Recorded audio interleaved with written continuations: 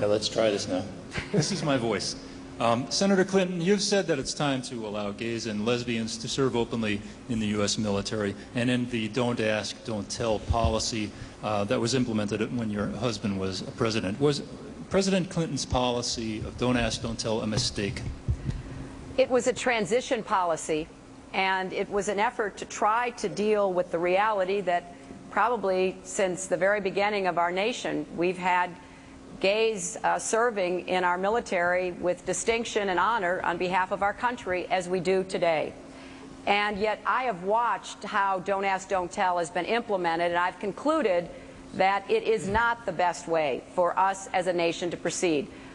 It has been, in many instances, implemented in a discriminatory manner. You know, after the first Gulf War, there was a big flood of discharges of gays and lesbians because they let them serve, and then after they finished the war, then they discharged them.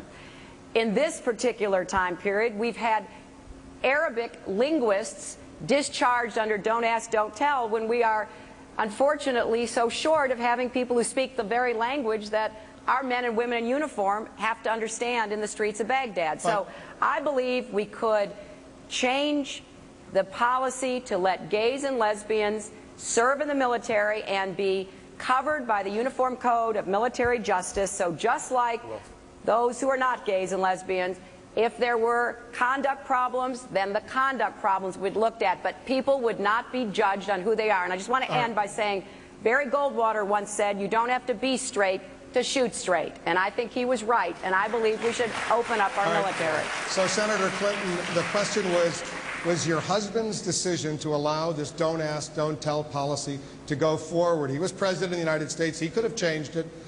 Was it a mistake? No, it was an important first step, Wolf. I mean, you know, there's a certain, I want to go back to my friend Joe Biden, because he's been around longer than any of us have in the Congress. And, you know, talking, he's a young man, he started young. But talking about this as though there is a reality out there that a president or a Congress can change with the snap of a finger does a grave disservice to the American people. We have a political process. There's checks and balances, and Joe remembers very well the Congress was adamantly opposed at the time to letting gays and lesbians serve openly. Don't ask, don't tell was the compromise policy. But you know, Senator Biden, there are still a lot of military commanders out there, including the current chairman of the Joint Chiefs of Staff, General Peter Pace, who say keep the current policy, don't ask, don't tell. It would be demoralizing, it would be bad for military readiness to change that policy and let gays and lesbians serve openly in the U.S. military. Peter Pace is flat wrong. I've been to Afghanistan, I've been to Iraq 7 times, I've been in the Balkans, I've been in these foxholes with these kids, literally in bunkers with them. Let me tell you something. Nobody asked anybody else whether they're gay in those holes, those foxholes, number one. Number two, our allies, the British, the French, all our major allies, gays openly serve. I don't know the last time an American soldier said to a backup from a Brit, hey, by the way, let me check, are you gay, you straight?